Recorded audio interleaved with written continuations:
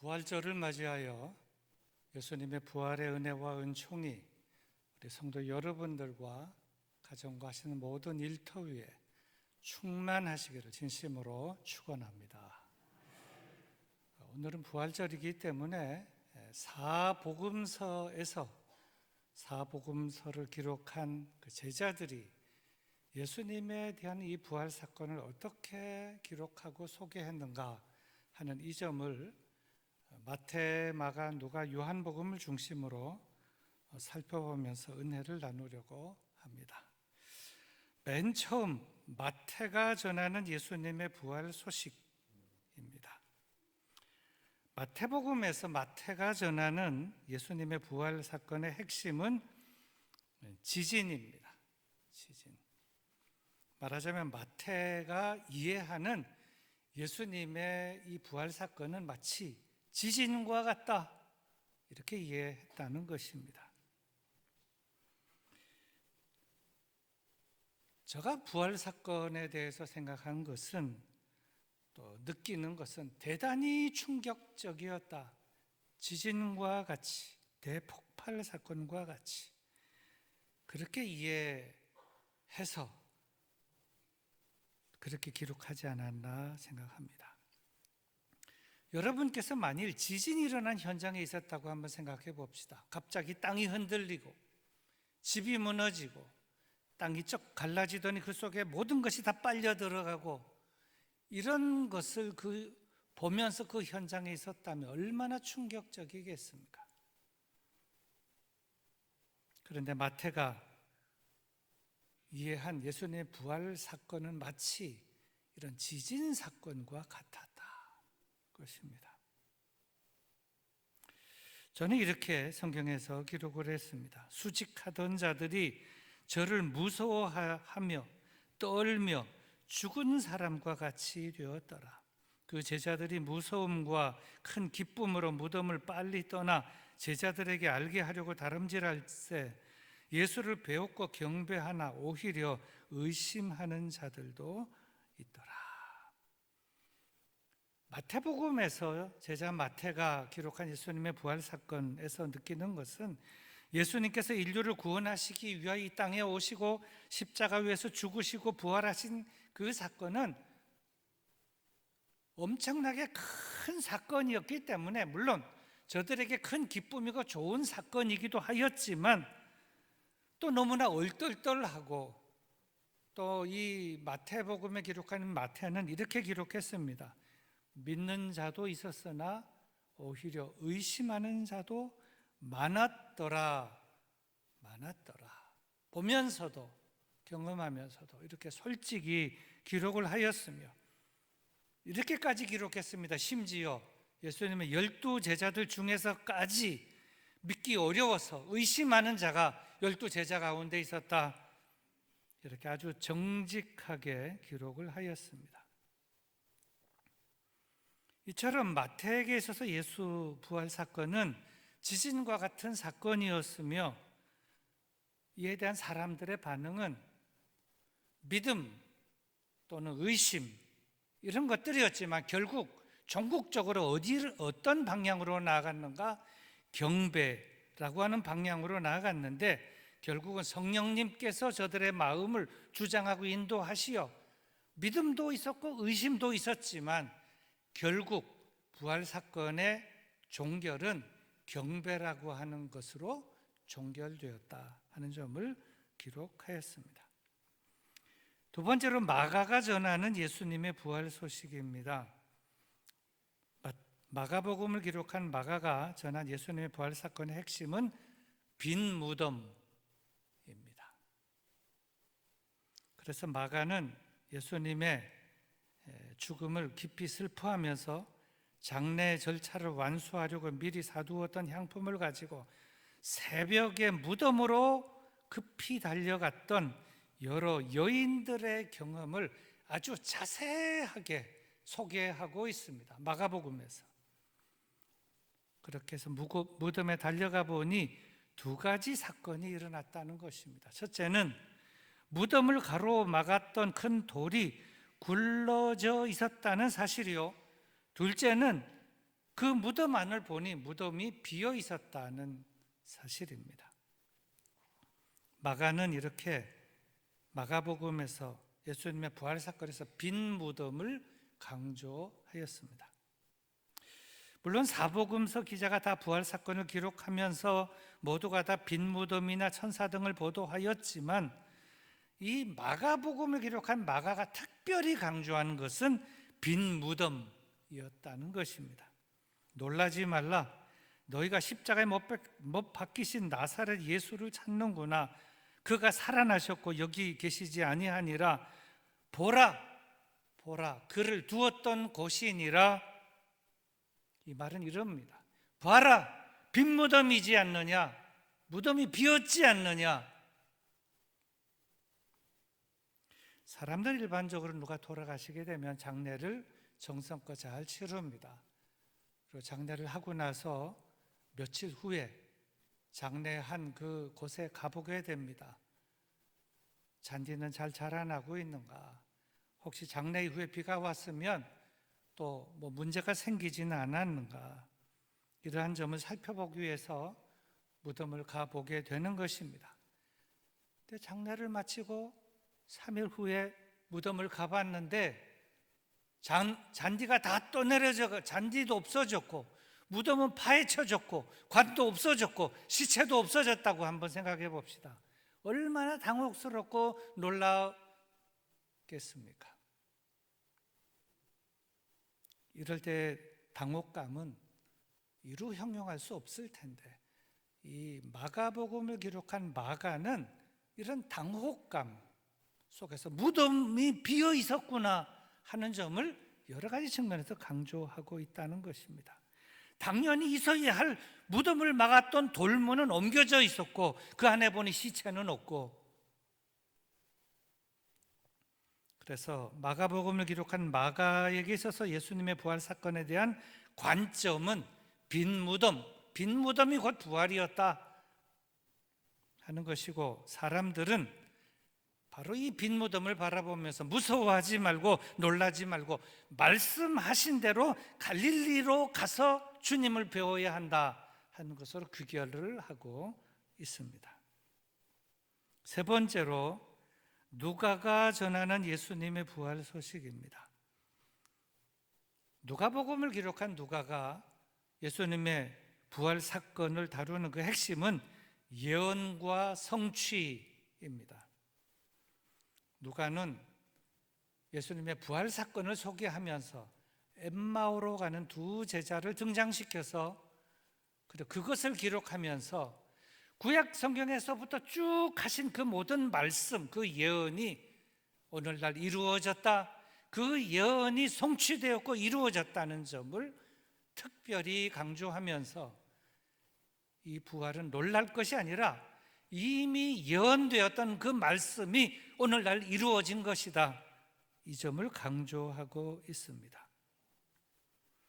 누가복음을 기록한 누가는 제자가 되기 이전까지 저의 과거의 직업은 의사였습니다. 그래서 저는 예수님의 부활 사건, 부활 이후에 예수님의 몸이 어떤 몸인가, 의사라고 하는 관점에서 날카롭게 보았습니다. 예수님께서 부활하신 그 몸은 그냥 환상이 아니라 구운 생선 한 토막도 보는 제자들 앞에서 잡수실 정도의 그 몸이었다, 확실하게 부활하신 몸이었다 하는 점을 상세하게 누가복음에서 보고하고 있습니다.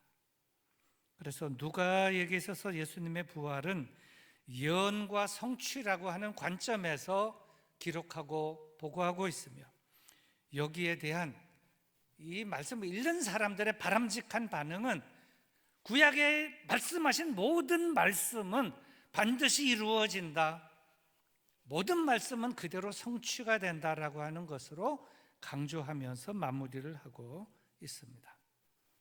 네 번째로 요한이 전하는 예수님의 부활 소식입니다. 요한이 전하는 예수님의 부활 사건의 핵심은 조금도 의심할 수 없는 현실입니다.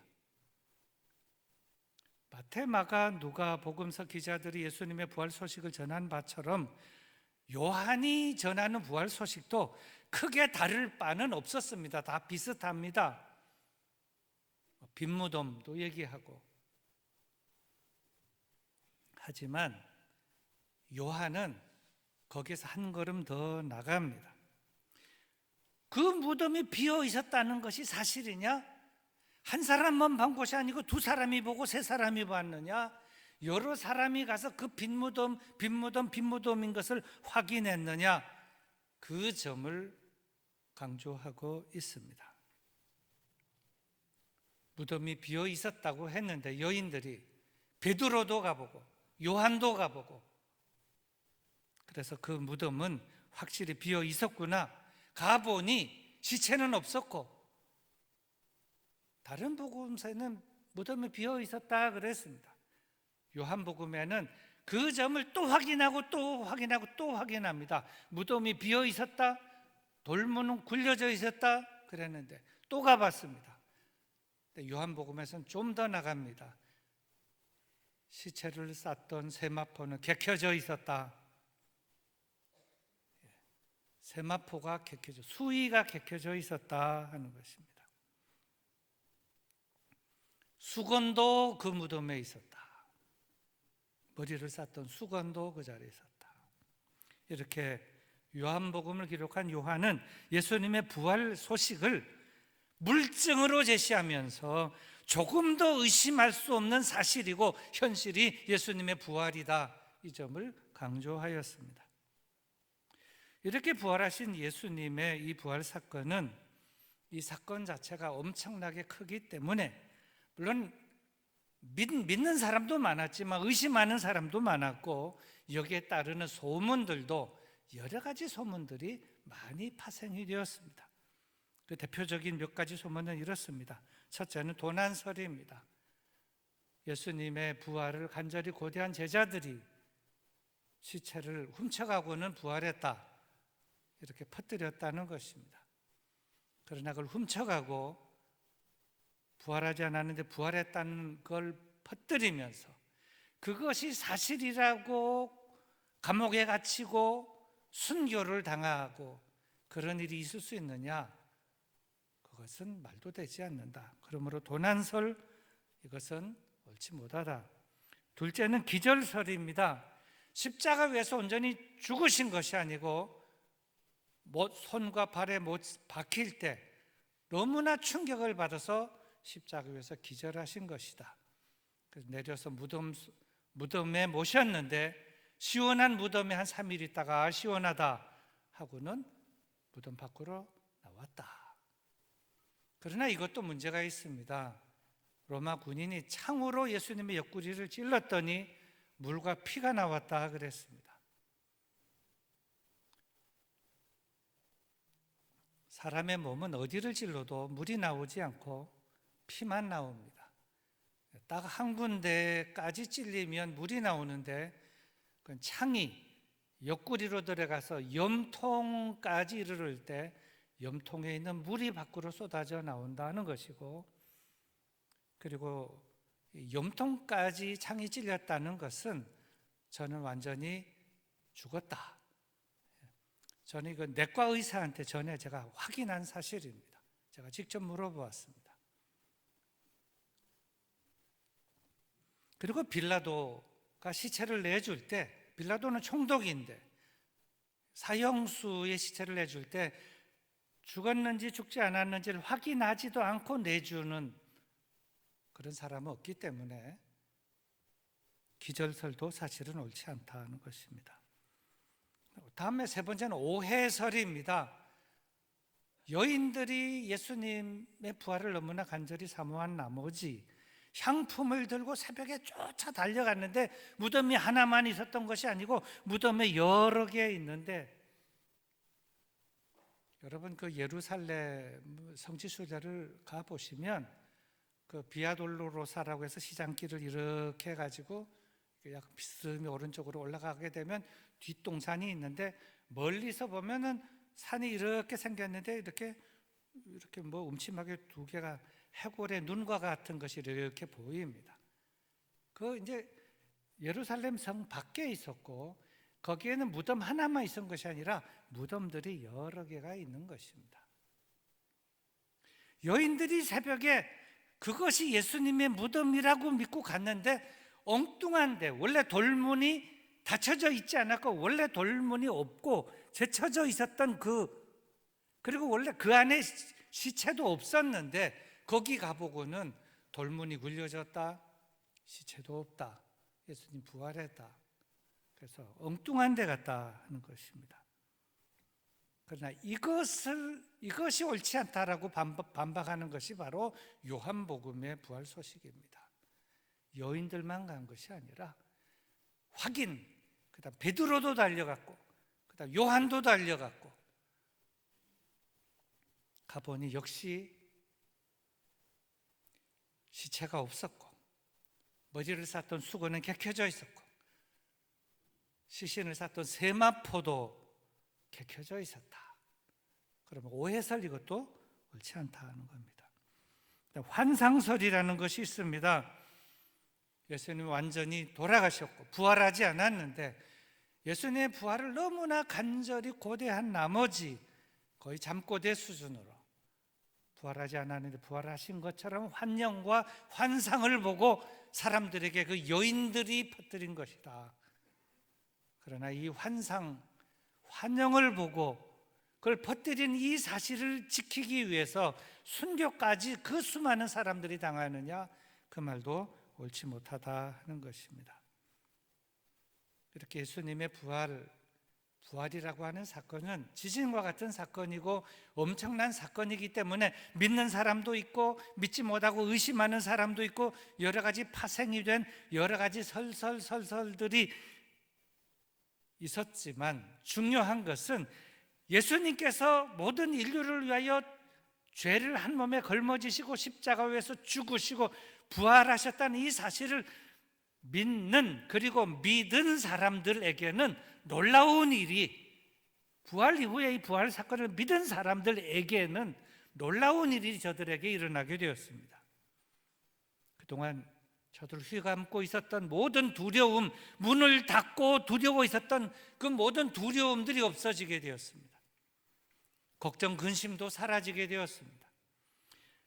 고난과 조롱과 핍박, 그것도 무서워하지 않게 되었습니다. 부활을 믿은 다음에 그것이 없어지게 되었다는 것입니다. 심지어 칼로, 불로 순교를 당하는 것까지도 전혀 두려워하지 않는 그런 담대한 사람으로 변하게 되었습니다. 이 모든 것들은 예수님의 부활 사건 이후에 예수님께서 부활하셨다는 사실을 믿게 된 사람들에게서 변화되어 나타난 그런 현상이었습니다. 그래서 예수님의 이 부활 사건을 믿은 사람들에게서 그 이후에, 그 전과 그 이후의 삶을 비교해 보면 책임 있는 신앙인들이 되었으며 책임 있는 제자들이 되었으며 책임 있는 영적 지도자들로 변화되어 갔습니다. 사실 예수님께서 부활하시기 이전에 그때 예수님과 함께 다녔던 제자들의 모습은 어떻게 보면 설익은 신앙, 초보적인 신앙, 제자들이었지만 그런 신앙이었다고 해도 과언이 아닙니다.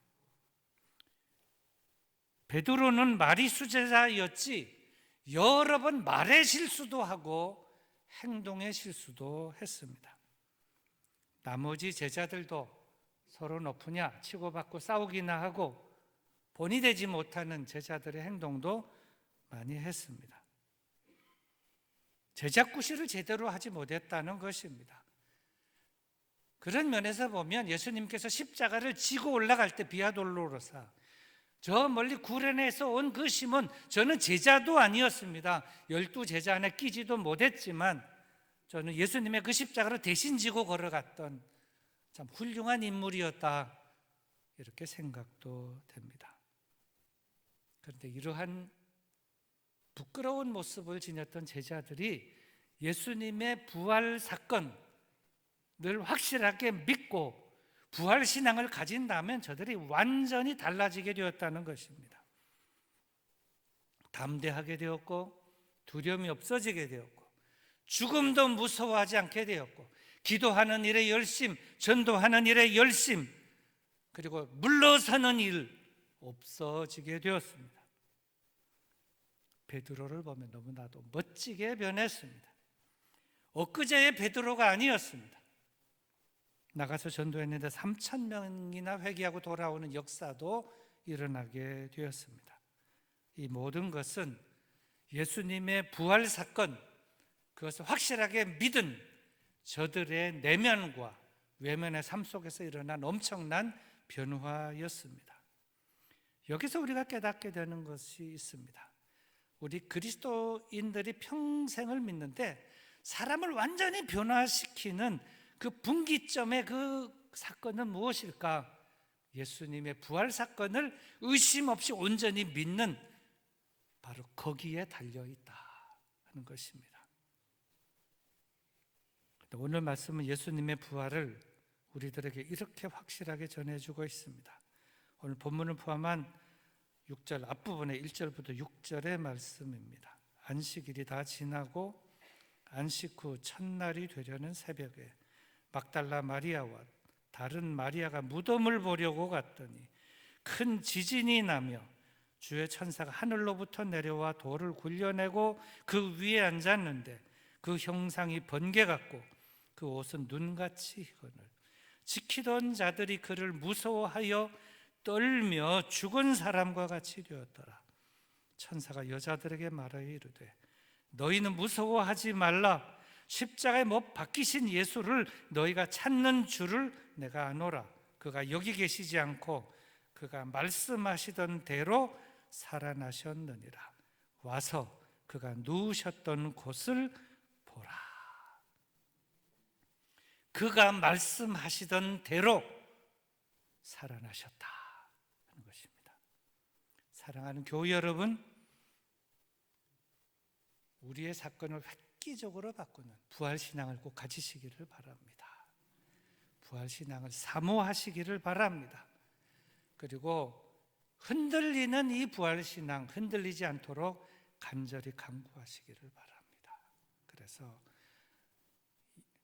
이 사건 이전과 이후가 완전히 달라지는 것처럼 기쁘고 즐겁게 담대하게 복되게 신앙생활 하시는 여러분들 다 되시기를 주님의 이름으로 축원합니다. 우리 말씀을 생각하면서 우리 다 같이 기도를 드리겠습니다. 부활신앙, 확실한 부활신앙을 가지고 주님을 기쁘시게 하며 살게 하여 주옵소서. 기도하시겠습니다.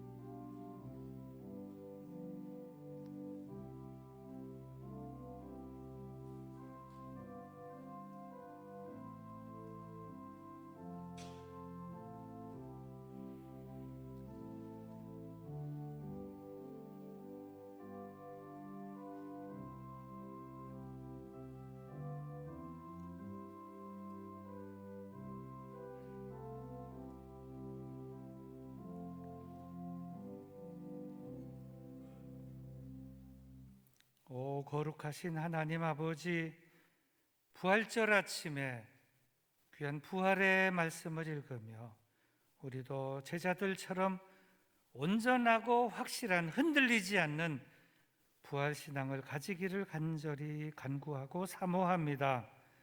우리에게도 사망 권세를 깨뜨리시고 부활하신 예수님의 부활신앙을 확실하게 가지고 일평생 담대하게 기쁘고 즐겁게 열심히 기도하며 열심히 전도하며 하나님의 나라를 이 땅에 세우며 교회를 위해서 충성하며 살아가는 우리들이 되게 하여 주시옵소서. 예수님의 이름으로 기도드리옵나이다.